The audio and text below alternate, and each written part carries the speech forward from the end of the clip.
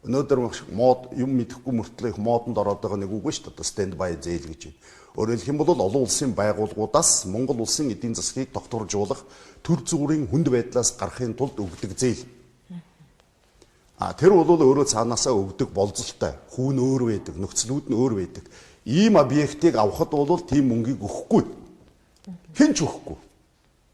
Өөр төсөлд хийгээд байхгүй юмыг бий болгоно гэдэг юм дээр бол ярьж болдог зүйл байхгүй. Тийм учраас би бол хатуу мэдэж байна. Ерөнхий сайд сайхан бэлэг телевизээр өөрөө бас ярьж байсан, банкны хорон дээр хэлж байсан. Би ч өөрөө хатуу итгэлтэй хүн.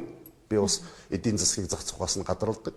Монгол улсын төсөвт ийм дайны худалдан авалтыг хийх мөнгө байхгүй, чадахгүй байх байсан.